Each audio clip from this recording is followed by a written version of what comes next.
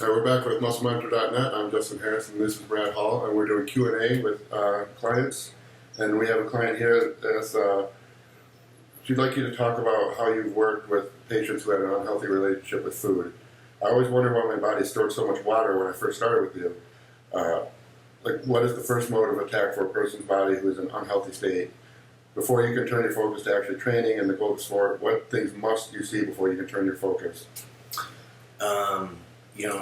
The very first thing that we did was, like you said, it was an unhealthy relationship with food, very underweight, malnourished type of situation. So the very first thing we did was bring in good, healthy food sources. So protein sources, even though that didn't go very high in the beginning, just because digestion wasn't going to occur. We brought in lots of fruits and vegetables, just for most of the micronutrients that are going on, and just an increase in calories. Probably very depleted. Right. And again, they're foods that aren't going to be super high in sodium, but there was still enough sodium in the foods that we were using, and nuts and things like that, the fats. So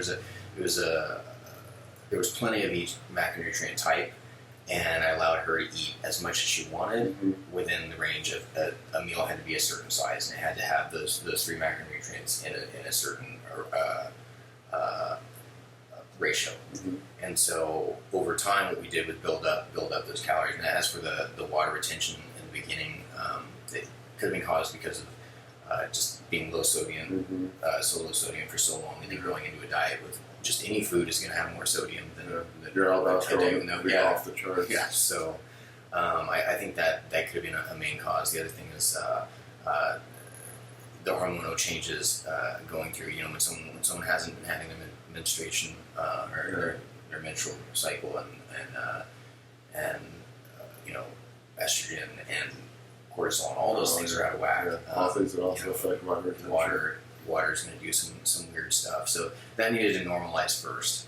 And training was there, and training was there as mostly a stimulus because what we want to do was recomposition. She wanted to be healthy. She wanted to have put on good weight, not just like we were talking about earlier, not just weight, but weight that mattered. So put on some muscle and create a metabolism. And the only way to do that, create that stimulus, is weight training and getting in a decent amount of calories. And over time, we actually let her body be the judge of how high those calories went, up until the point where she had, she was up at close to 1,800 calories, just on her own, without having to do any mandatory increases or anything like that. So going from eating probably 7,000 calories for probably much below that for long periods of time to increasing her own appetite, increasing just her overall daily nutrients and training.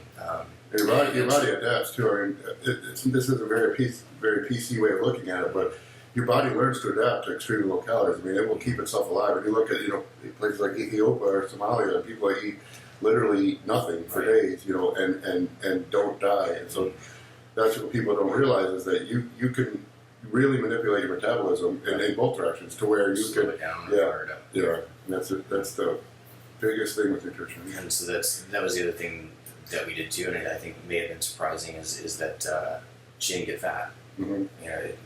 As her metabolism increased, she stayed just as lean, pretty much. There wasn't any appreciable fat gain. She had water mostly in it, but that was probably that's the thing. If you do it properly and increase and let the metabolism increase and increase the food as the body, not forcing or not restricting it. Let the body wants to be healthy. Right. And then, I remember her temperature, her resting body temperature coming back up to being within normal ranges, and menstruation came back over time, and once your hormones have leveled back out, everything just goes so much smoother, and then we were able to do some more cool things. So that's the point where then you can shift over to looking at your goals in the sport. Yeah.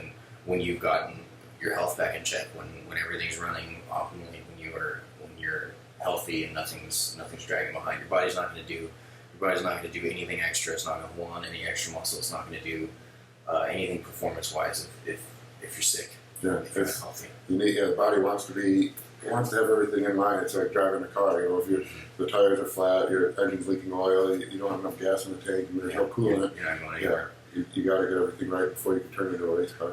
Yeah. So my advice for anyone kind of facing that same situation is choose good healthy foods. Choose them. You know, it's almost arbitrary, but macronutrient amounts that you're getting plenty of good healthy fats, plenty of good protein, and plenty of good carbohydrates. You can even do like a 30-30-30 or Mm-hmm. 33-33. What is that? Zone. The zone diet. Yeah. I think it was. It's a perfect Yeah, a perfect setup for someone in that instance. And let your hunger kind of dictate where you're going up until you can get firing all. Yeah, and that's a big thing. In America, we don't learn to use our hunger very good. You know, kids. If you just let kids naturally eat, they would, when they're hungry, they'll eat. They'll eat. When they're not hungry, they won't eat. And that's the way our bodies are supposed to work. And doing that keeps our body kind of in an optimal. Most males will be about 10 to 12% body fat. That's the range where your testosterone is the highest, where your body functions the highest, cardiovascular ability is the best. You know, you have enough strength to perform survival tasks, and that we just never.